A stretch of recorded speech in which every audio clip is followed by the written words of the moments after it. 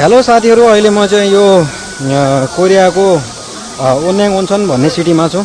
अहिले तपाईँ मेरो पछाडि यो ब्याकग्राउन्डमा देख्न सक्नुहुन्छ, यो चाहिँ एउटा खोला हो। यहाँ चाहिँ अहिलेको गर्मी समयमा एकदमै यहाँ मान्छेहरूको एकदमै भिडभाड लाग्ने गर्दछ भने यो ठाउँमा यदि तपाईँहरू पनि आउन चाहनुहुन्छ भने यो ठाउँमा आउनको लागि तपाईँहरूले चाहिँ कोरियाको ओन्याङ ओन्सन 1 देखि लगभग त्यहाँदेखि तपाईँहरू यदि ट्याक्सी चढेर आउनुहुन्छ भने तपाईँलाई चाहिँ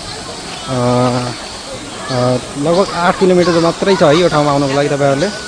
भने तपाईँहरूलाई ट्याक्सी भाडा पनि एकदमै महँगो पर्दैन। तपाईँहरू आफ्नो गाडी अथवा कारहरू छ भने चाहिँ एकदमै सजिलो भयो। यदि तपाईँहरू पनि यो ठाउँमा चाहिँ गाडी बुकिङ अथवा ट्याक्सी बुकिङ गरेर आउनु चाहनुहुन्छ भने कोरियन ओन लगभग 12-13 हजार ओन मात्रै लाग्ने हो। एकदमै रमाइलो ठाउँ छ, आउनु होला, बिदाको टाइममा सदुपयोग गर्नु होला। अनि यो ठाउँको नाम चाहिँ खोङदाङगोल भन्ने ठाउँ हो।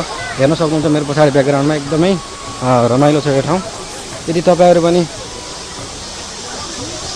यो ठाउँमा आउन चाहनुभयो भने चाहिँ मैले यो तपाईँलाई यो लोकेसन यसैमा पिन गरेर राखिदिएको छु। आउनु होला, रमाइलो गर्नु होला। हेर्न सक्नुहुन्छ एकदमै रमाइलो खोला, एकदमै रमाइलो छ।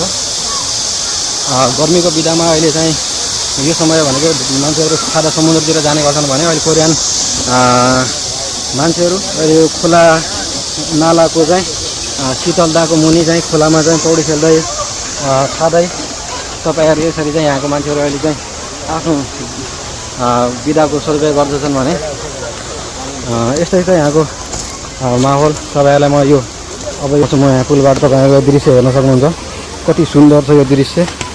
म तपाईँहरूलाई एकचोटि यो दृश्य पनि देखाउँछु पुलदेखि। हेर्नुहोस् है त तपाईँलाई चाहिँ यो पुलदेखि देखिने दृश्य हेर्नुहोस् त, यो कति सुन्दर छ यो। हेर्नुहोस् त,